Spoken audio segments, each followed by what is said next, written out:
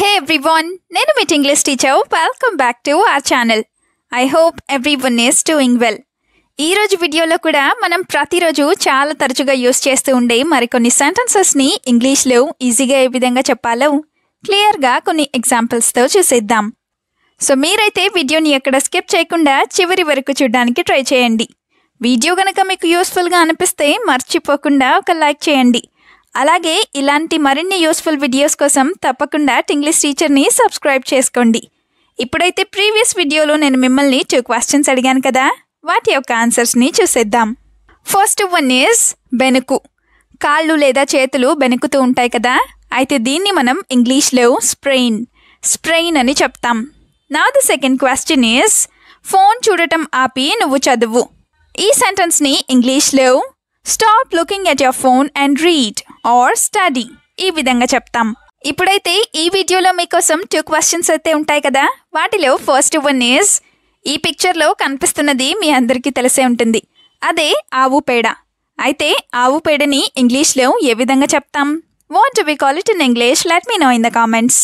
ఇప్పుడు మీకోసం second question, అదేంటంటే ఎందుకు ఒక్కడివే కూర్చున్నావు లేదా ఒంటరిగా ఎందుకు కూర్చున్నావు? ఈ సెంటెన్స్ని మీరు ఇంగ్లీష్లో ఎలా అడుగుతారో తప్పకుండా కామెంట్ సెక్షన్లో కామెంట్ చేసి నాకు చెప్పండి. ఇదే విధంగా మీ సపోర్ట్ని ఎప్పుడూ కూడా మీ లైక్స్ అండ్ కామెంట్స్ ద్వారా తెలియజేస్తూనే ఉండండి. ఇప్పుడైతే లేట్ చేయకుండా మన వీడియోని స్టార్ట్ చేసేద్దాం. Let's get started.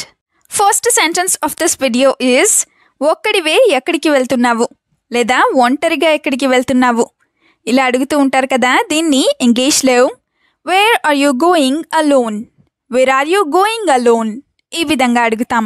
అలోన్ అంటే ఒంటరిగా అని.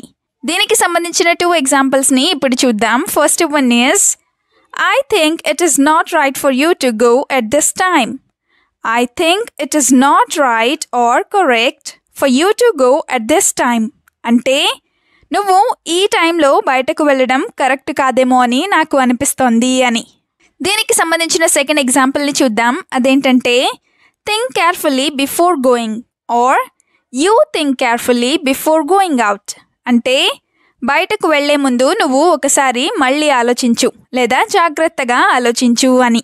సెంటెన్స్ నెంబర్ 2 ఈజ్ ఈ టైంలో బయట ఎందుకున్నావు ఇలా కూడా అడుగుతూ ఉంటారు కదా, అయితే దీన్ని ఇంగ్లీష్లో why are you out at this time, why are you out at this time ఈ విధంగా అడుగుతాం. అట్ దిస్ టైమ్ అంటే ఈ టైంలో అని. Now the first example is why do you need to be outside at this time? Why do you need to be outside at this time? అంటే ఈ టైంలో నీకు బయట ఉండాల్సిన అవసరం ఏంటి అని లేదా ఈ టైంలో నీకు బయట ఉండాల్సిన అవసరం ఎందుకు అని. Another example is I don't want you to be on the road like this, so let's go home now. I don't want you to be on the road like this, so let's go home now. అంటే నువ్వు ఇలా road మీద ఉండడం నాకు అస్సలు నచ్చదు, అందుకే మనం ఇంటికి వెళ్దాం పదా అని. Sentence number 3 of this video is అక్కడే ఉండు నేను వస్తున్నాను ఇలా కూడా అంటూనే ఉంటారు కదా, అయితే దీన్ని ఇంగ్లీష్లో you stay there I am coming, you stay there I am coming ఈ విధంగా చెప్తాం. Now the first example is I know that there will be no autos at this time and that's why I am saying that I will come. Or I know that there will be no autos at this time and that is why I am saying that I will come. అంటే ఈ టైంలో అక్కడ ఆటోలు ఉండవని నాకు తెలుసు, అందుకే నేను వస్తాను అని నీకు చెప్తున్నాను అని. Another example is if you don't listen to what I say, this is what will happen, so listen now. If you don't listen to what I say, this is what will happen, so listen now. అంటే నువ్వు నేను చెప్పింది వినకపోయినట్లయితే ఇదే జరుగుతుంది, కాబట్టి నువ్వు నా మాట విను అని. సెంటెన్స్ నెంబర్ 4 ఈజ్ పని అయ్యాక కాల్ చెయ్యి లేదా పని పూర్తయ్యాక కాల్ చెయ్యి ఇలా కూడా అంటూనే ఉంటారు కదా, సో దీన్ని ఇంగ్లీష్లో call me when you are done, call me when you are done ఈ విధంగా చెప్తాం. ఇదే సెంటెన్స్ని call me when you are done with your work ఇలా కూడా చెప్పచ్చు. దీనికి సంబంధించిన 2 ఎగ్జాంపుల్స్ని చూద్దాం. First one is you don't have to wait long, just call me a little earlier and I will come.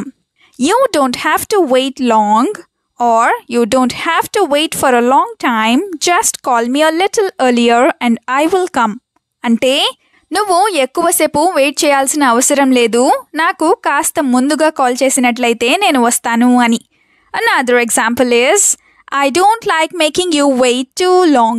I don't like making you wait too long. అంటే నిన్ను ఎక్కువసేపు వెయిట్ చేసేలా చేయడం నాకు నచ్చదు లేదా నాకు ఇష్టం లేదు అని. సెంటెన్స్ నెంబర్ 5 is, డ్రాప్ చేసి పిక్ చేసుకుంటాను. ఇది కూడా చాలా ఫ్రీక్వెంట్గానే అంటూ ఉంటారు కదా. సో దీన్ని ఇంగ్లీష్లో I will drop you off and pick you up. I will drop you off and pick you up. ఈ విధంగా చెప్తాం. డ్రాపింగ్ ఆర్ పికింగ్ అప్ అంటే వదిలిపెట్టి మళ్ళీ తీసుకురావడం అని. Now the first example of this sentence is, there is no need for you to worry, I will be with you. There is no need for you to worry, I will be with you. అంటే నువ్వు కంగారు పడాల్సిన అవసరం నీకు లేదు, నేను నీకు తోడుగా ఉంటాను అని. Another example is, you do not come in the auto at that time. You do not come in the auto at that time. అంటే నువ్వు ఆ టైంలో ఆటోలో రావద్దు అని. సెంటెన్స్ నెంబర్ 6 is, ఈ జాబ్ వద్దు మానేసేయ్ లేదా ఈ ఉద్యోగం మానేసేయ్. ఇలా కూడా చెప్తూ ఉంటారు కదా. అయితే దీన్ని ఇంగ్లీష్లో you don't do this job and leave this job. You don't do this job and leave this job or quit this job. ఈ విధంగా చెప్తాం. లీవింగ్ ఆర్ క్విట్టింగ్ అంటే మానేయడం అని. దీనికి సంబంధించిన 2 ఎగ్జాంపుల్స్ని ఇప్పుడు చూద్దాం. First one is, I also don't like working in this company at all. I think the same. Or, I also don't like working in this company at all. I think the same too. అంటే నాకు కూడా ఈ కంపెనీలో పనిచేయడం అస్సలు నచ్చట్లేదు, నేను కూడా అదే అనుకుంటున్నాను లేదా నేను కూడా అదే ఆలోచిస్తున్నాను అని. Now the second example is, I will quit after the year is over. Or, I will quit this job after the year is completed. అంటే ఒక సంవత్సరం పూర్తయిన తరువాత నేను ఈ జాబ్ని మానేస్తాను అని. నెక్స్ట్ సెంటెన్స్ ఈజ్, ఒంటరిగా వెళ్ళటం మంచిది కాదు. ఇది కూడా చాలాసార్లు చెప్తూ ఉంటారు కదా. అయితే దీన్ని ఇంగ్లీష్లో it is not good to go alone. It is not good to go alone. ఈ విధంగా చెప్తాం. ఇట్ ఈస్ నాట్ గుడ్ అంటే మంచిది కాదు అని. Let's have some examples now. Now the first one is, take someone with you and don't go alone. Or, take someone with you and you don't go alone. అంటే నీతో పాటు ఎవరినైనా తీసుకొని వెళ్ళు, నువ్వు ఒంటరిగా వెళ్ళకు అని. దీనికి సంబంధించిన సెకండ్ ఎగ్జాంపుల్ని ఇప్పుడు చూద్దాం. అదేంటంటే, I heard that area is not good at all, so don't go alone. Or, I heard that area is not good at all, so you don't go alone there. అంటే ఆ ఏరియా మంచిది కాదని నేను విన్నాను, కాబట్టి నువ్వు అక్కడికి ఒంటరిగా వెళ్ళొద్దు అని. Now the last sentence of this video is, ఎంత చెప్పినా నా మాట వినవా. ఇలా కూడా అంటూనే ఉంటారు కదా. అయితే దీన్ని ఇంగ్లీష్లో don't you listen to me no matter what I say. Don't you listen to me no matter what I say. ఈ విధంగా చెప్తాం. Don't you listen to me అంటే నువ్వు నా మాట వినవా లేదా నేను చెప్పేది వినవా అని. Now the first example is, crying after something that shouldn't have happened won't do any good. So listen now. Crying after something that shouldn't have happened won't do any good. So listen now. అంటే జరగకూడనిది జరిగిన తర్వాత ఏడవటం వల్ల ఎలాంటి మంచి జరగదు, కాబట్టి ఇప్పుడే విను అని. Now the second example is, learn to respect the words of elders. Or, you learn to respect the words of elders.